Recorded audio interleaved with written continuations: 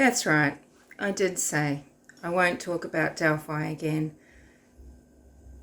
Well, I'm going to, because I want to clarify something that I said in the last couple of videos. I don't think I spent enough time explaining it, even though it's not rocket science, and you're probably all there on the page and understood what I meant anyway. But here goes. Two things seemingly in opposition can be true at the same time, right? And in the case of the troll on the bridge, that second sketch can be the killer at the same time as that old troll on the bridge is the killer. How? Well, number one, maybe it's a picture that resembles this guy when he was younger. I mean, his eyes, nose and mouth overlay perfectly. Both sketches, put them like this, eyes, nose, mouth align perfectly. Anthony Greeno was the one that showed that recently, right? So it could be that, okay? So it could just be that they're playing games like that. The other option is that the younger looking sketch is a sketch of the person that the girls were catfished with. So there's the theory of the Snapchat murder, that it's a Snapchat murder, that the girls were lured there to the Monon High Trail Bridge. And what do you use to catfish on Snapchat? Well, you would use a image that would be appealing in some way to the persons that you're trying to catch. And if you're an ugly old fart, you're not going to use your own picture, not only because it's unattractive, but number two, because you want to remain an anonymous troll. We've talked about trolls on this channel before. The two sort of explanations of troll. You know, one would be in the sense of, you can talk about don't feed the trolls, like don't feed the troll under the bridge. The other meaning of troll is those trolls online, you know, they're fishing for you. They're using bait and they want you to bite, and that's their satisfaction, is the bite. And that's also what a Snapchat deluder would do. That younger image and the conversation and the interest shown is the bait. And so for the police to say this image, the younger guy image, is the killer, it's not a lie, it is the killer. And it's also the troll on the bridge, the older person. Let's not call him bridge guy, let's just call him the troll on the bridge. So there's that, okay? And I just wanted to explain that a little further, rather than saying, well, you know, of course he can be if it's just an image that's used. He's both people. It's the same person. Doesn't mean that the person on the bridge looks in real life like that image at the time they committed the murders.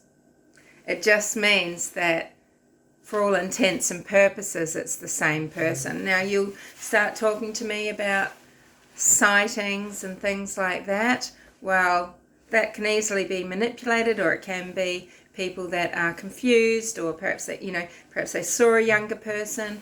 But you know, there is also that rumor that you know, the sketch was drawn up by from memory from school friends of the girls who had seen an image on a phone shown to them. Hey, I'm talking to this guy.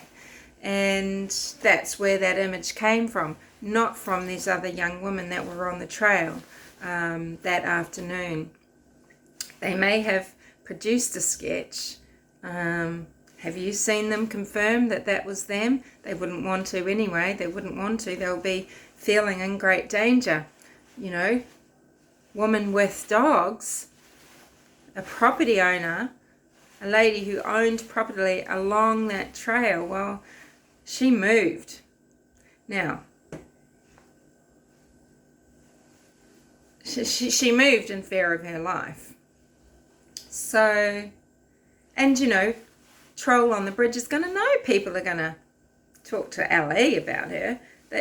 Would a complete stranger really be so worried about her testimony? Yeah. So, who knows? It's a little bit weird.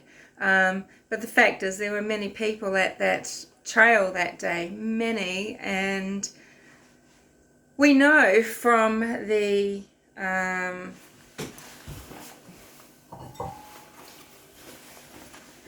we know from the dancing gorilla dancing through the people that are concentrating on catching the ball, we know that eyewitnesses aren't, it's not 100% a given that they get anything right at all, because humans just don't observe these things correctly sometimes, and we can easily change what we think we saw. You know, so I sort of just push that really aside, really. I just say, what have we got? What are we looking at? Well, we're looking at this image of this person on the bridge, and law enforcement are telling us that that person is the killer. So what do I think about that? Well, I think he's left-handed. Now, about 10% of the population are left-handed, and I mean, I'm kind of ambidextrous in a way, in the way that I can use my body anyway and everything. You know, have fairly good coordination and that sort of thing on both sides. But there are certain things when you need control and precision, you will use your dominant hand for that, right? And Troll on the Bridge is going to be doing that. So when Troll on the Bridge shoots a gun, Delphi, what do you see? Do you see someone that's shooting with his left hand on the trigger? Yeah, you are. What do you see when Troll on the Bridge is, you know, working on a car engine and he's reaching for a monkey wrench? He's using his left hand because you need that precision and you need that extra strength. Troll on the Bridge is reaching for his left hand when he's signing a cheque. You know, so there might be many things that he could do to disguise his left-hand dominance, but there will be things like wielding a knife. You know, if I were to fillet a fish, you know, if I've been fishing, so, you know, that's a type of hunting, isn't it? And if I were preparing that fish, I'm using my dominant hand to hold the knife because I've got the most control. So, you know, do you go deer hunting with someone that's left-handed, and do you have questions about that person? I mean, this is to say if he's a local. And have you seen this person doing mechanical work? Do you spend the afternoon doing mechanical work with someone that's left-handed? Have you never really thought about it before?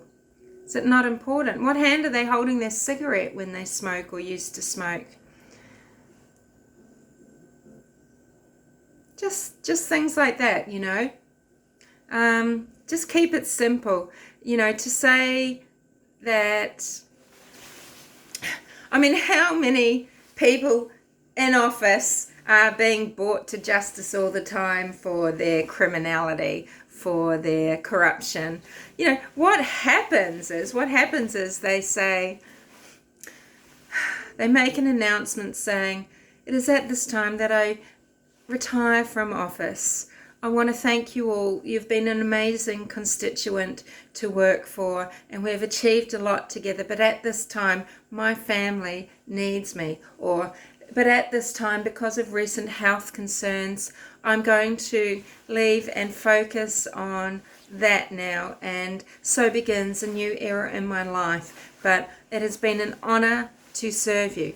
Or, you know, they just get moved to another parish or moved to another school or whatever it is sometimes, you know, but mainly not in schools and things and that type of institution, but certainly in political institutions. You know, the people that are working for you, they get to sort of do this graceful bow out sometimes. Sometimes there's a scandal, okay? And, you know, what do you think about this meth issue in the county and in the state? I mean, it seems pretty desperate and intense to me. But if this was anything to do with people dobbing and that sort of thing, I mean, I can guarantee you that this would be wrapped up. It is completely ridiculous. And to say that one arrest is more important than the arrest of murderers of 2 little girls, you know, I don't think so in this case. Not when it's even in these, you could even call it petty criminals, even if they're big time meth dealers, right? It's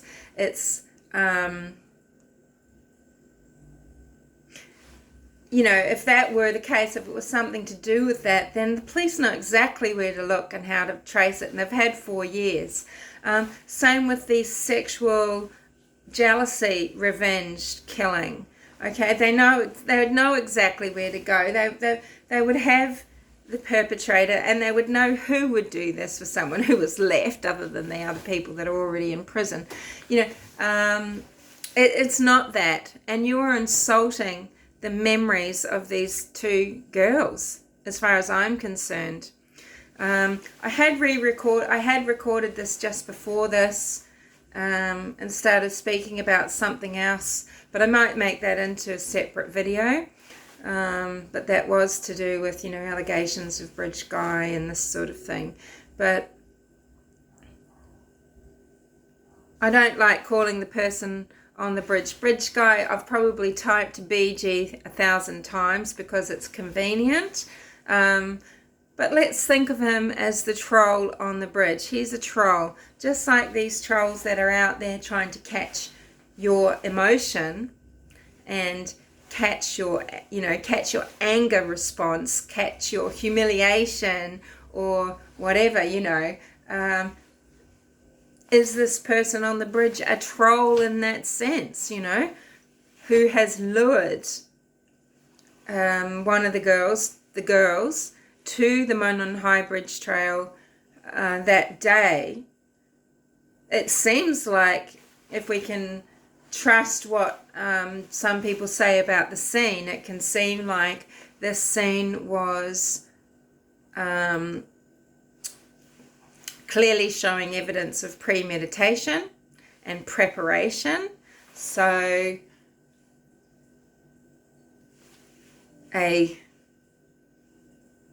that the premeditation ties into catfishing, to luring, okay? You know, this is what this killing is. This is what these murders are. These are sadistic, disgusting murders. These are murders committed by someone because they are a violent, vile sadist, probably a sexual sadist. You know, just take, you know, law enforcement,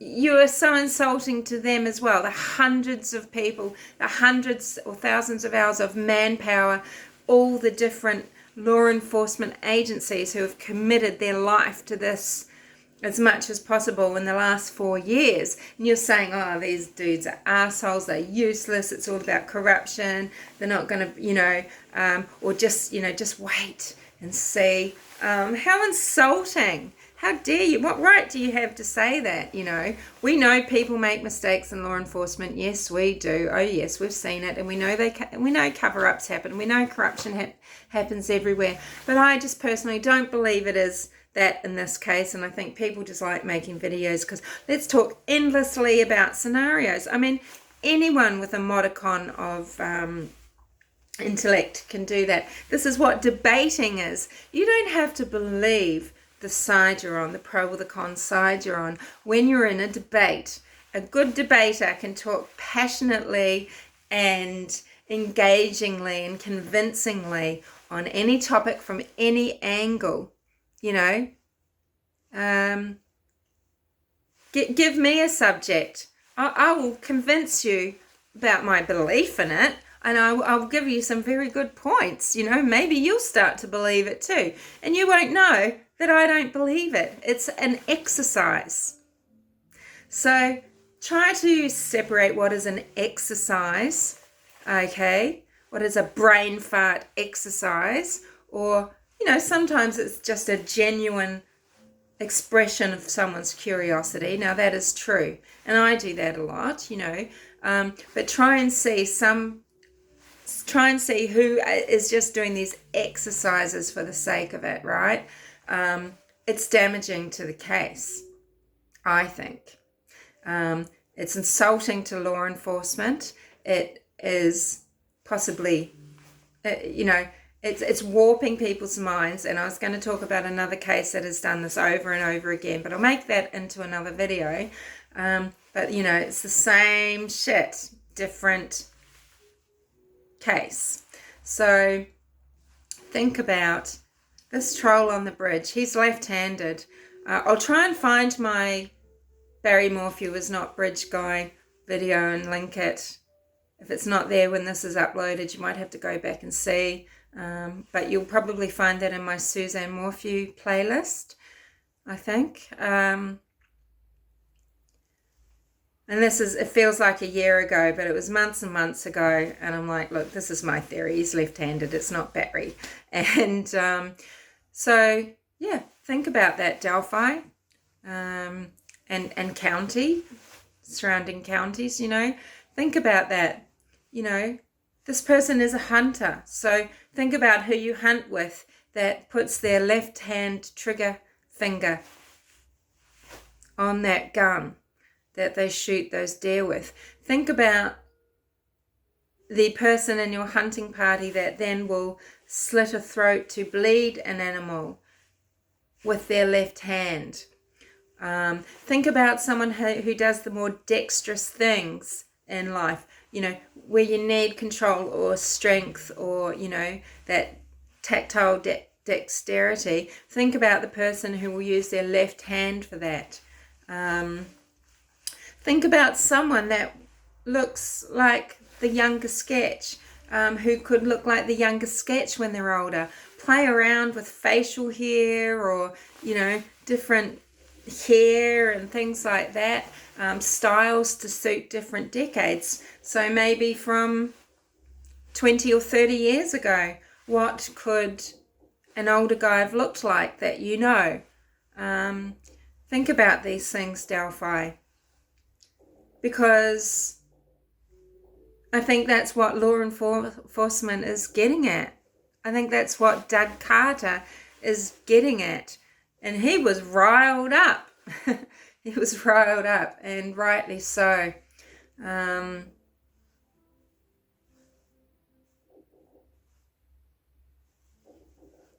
Yeah, and whatever, you know, even it could be a little thing. An honest person and an innocent person, whilst they might be hurt, if you accuse them to law enforcement and it's not right, don't feel that it's unjust if you're not doing it maliciously. If it's because you see things and you think, well, you know, yeah, there is this and this. Speak up about it, because every bit helps. I mean, I believe law enforcement, if this isn't just, you know, if this isn't a drifting, out of the blue, opportunistic killer, and that would be a serial killer in this case, you know, it would definitely be a serial killer. If it's not that, then it's nothing else other than the law enforcement officers working on this case, every last one of them. Well, there might be some secrets kept, but there are law enforcement officers who actually know, they know who Libby and Abby's murderer is, but because they just need proof, they need an evidence, because you've got double jeopardy in the States. So you've got double jeopardy where if they accuse someone, they take them to trial and they fail, they can't then try that person again. So they've got to be right. Okay, they've got to be right. So they need to have things airtight.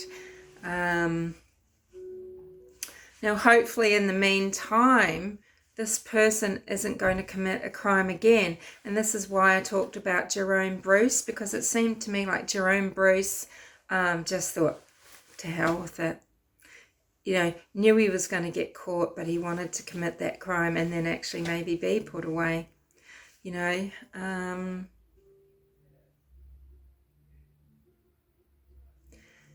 and that might happen again. And, you know, sure, if this person feels like people are closing in or, you know, accusing him, yeah, will he go down in a blaze of, you know, not glory, but, you know, in that kind of evil destruction, taking someone else with him for that last memory? And would this person do something like that? I don't know. It's possible. They need to be put away ASAP. And, you know, this is where people talk about there is something that someone, maybe they don't even realize they're alibying someone, or maybe they stick to an alibi because they think there is no way, or they just don't want to be involved and they think there'll be some other way that the police can wrap this up. But what if there's not? I mean, it's been 4 years. And maybe all it takes is someone to come forward and say, look, you know,